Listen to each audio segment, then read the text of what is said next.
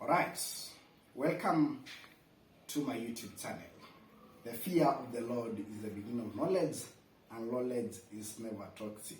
Regardless of how much knowledge you may be having, you never get enough of it. And knowledge is power whenever it is in the right hands.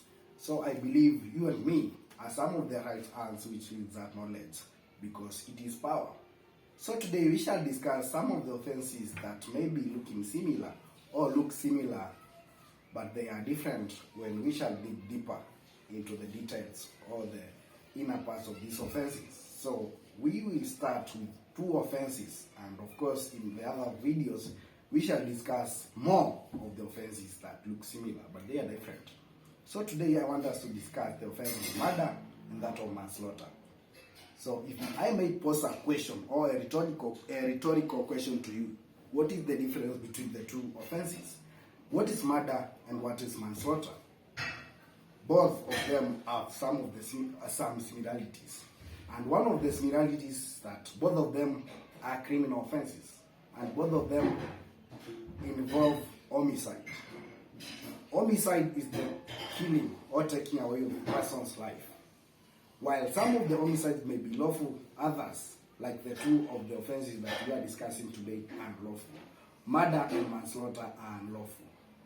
But now in murder, there is the presence of what is referred to as malice aforethought. And what is malice aforethought? My viewer, malice aforethought is the intention or the plan or the guilty mind of killing.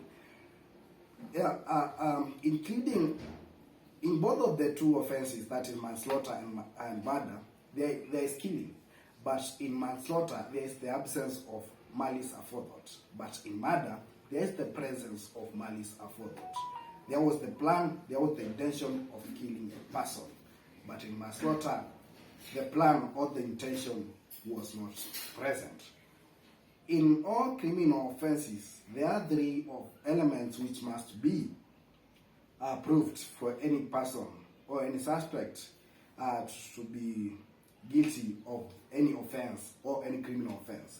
What are the three offenses, my viewer?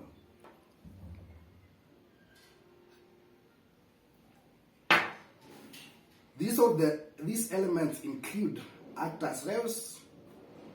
What is actus reus? Actus reus is the guilty act, and the second one is the mens rea.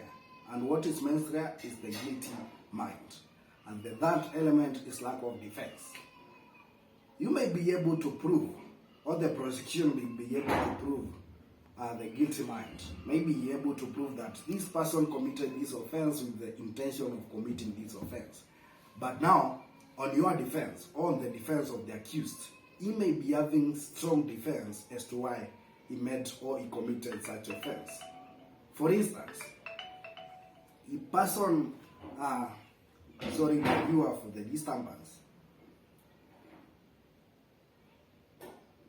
So, I told you, if the prosecution was able to, if the prosecution was able to prove both act and the intention of committing such act, but the accused was able to prove defense or to justify as to the reasons as to why he committed such offense, he will still be free or will not be guilty. And standard of proof in criminal law, it is proof beyond reasonable doubt. While in that of civil law, as we will learn later, the standard of proof is different, because in civil law we say that the standard of proof is a balance of probabilities.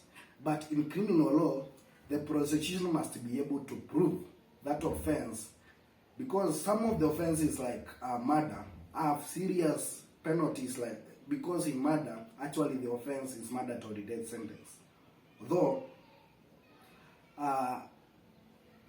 in time, or with the time, the offense has become somehow, the penalty has become somehow reasonable, because prior to 2010 Constitution, actually once you are suspected of the offense of murder, you are not able to get a bail. Once you have been suspected, there was no bail for such offenses. But today, actually you can get a bail, or that offense is still bailable. And the accused can still introduce mitigating factors to reduce the penalty of mandatory death sentence, which is totally different from when the offense we had the old constitution, or before 2010 constitution.